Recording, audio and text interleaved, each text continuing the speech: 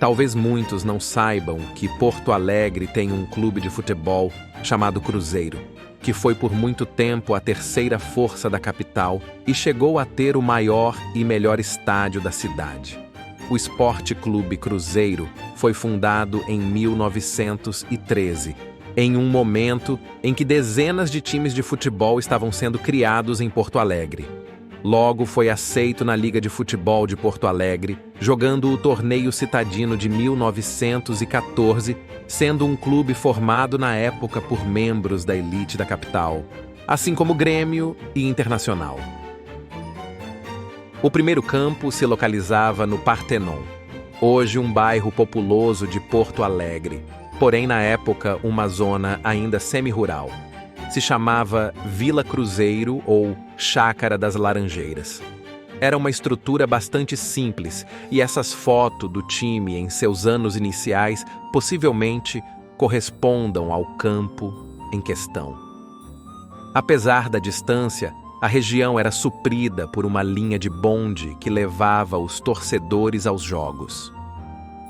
O Cruzeiro queria um campo em uma região mais central da cidade e em 1920 se mudou para o campo do Caminho do Meio, onde ficou por cerca de 2 décadas.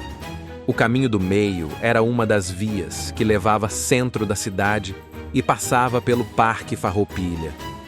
Atualmente, corresponde às ruas Osvaldo Aranha e Protásio Alves. Sua localização exata é na atual Avenida Osvaldo Aranha, onde hoje fica o Hospital de Clínicas. Durante esse período, conquistou o grande título de campeão gaúcho em 1929. No ano de 1941, o Cruzeiro fez algo extraordinário e construiu o Estádio da Montanha, muito moderno para a época e com capacidade para mais de 20 mil pessoas. Era o maior estádio até então, já que o Olímpico não havia sido construído e os eucaliptos não tinham passado pela expansão para a Copa de 1950. Vários motivos levaram a essa mudança tão audaciosa. Eram os primeiros anos da profissionalização do futebol e Porto Alegre estava crescendo em população e urbanização.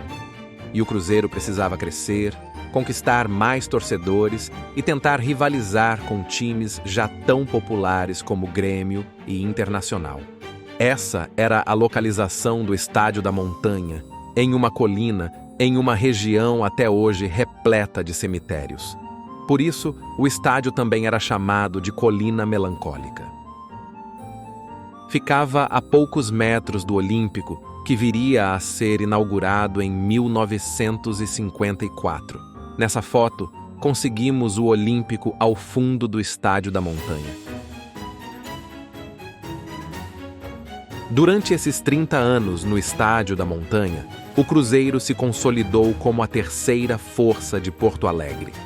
Fez história ao ser o primeiro clube gaúcho a excursionar para o exterior, nos anos de 53 e 54, inclusive enfrentando o Real Madrid. Porém, o Cruzeiro não obteve grandes resultados em campo, e a melhor performance foi um 3º lugar no Campeonato Gaúcho de 68. Ao mesmo tempo, Grêmio e Internacional cresciam cada vez mais em títulos e torcida.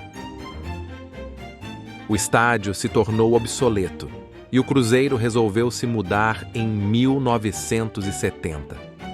Cedeu seu terreno para um novo cemitério chamado João 23. Parte das arquibancadas existe até hoje como recordação. O clube se mudou para um terreno no bairro Morro Santana, longe do centro da capital. Muitas coisas deram errado nessa mudança, pois a área prometida estava parcialmente ocupada e o Cruzeiro não conseguiu construir o grande estádio que pretendia. Ficou muitos anos jogando em lugares emprestados e em 77 estreou o Estádio Estrelão, que é um nome irônico, pois era bastante pequeno. Na verdade, era uma estrutura destinada para ser o centro de treinamentos e acabou virando o estádio definitivo. Foi um período de decadência da torcida e da relevância do Cruzeiro, que passou mais de 10 anos licenciado do futebol profissional. Voltou nos anos 90 e chegou a permanecer na primeira divisão entre 2010 e 2018. Em 2012, se despediu do Estrelão e passou a construir seu novo e belo estádio, na cidade de Cachoeirinha, região metropolitana de Porto Alegre. Foi inaugurada em 2019, com capacidade para 16 mil espectadores. Esse vídeo está sendo feito em 2025. Infelizmente, nos últimos anos, o Cruzeiro alternou entre a segunda e terceira divisões e enfrenta sérias dificuldades financeiras, lutando contra a ameaça de leilão de sua nova arena. No próximo vídeo, conheceremos a história do São José e sua relação com a zona norte de Porto Alegre.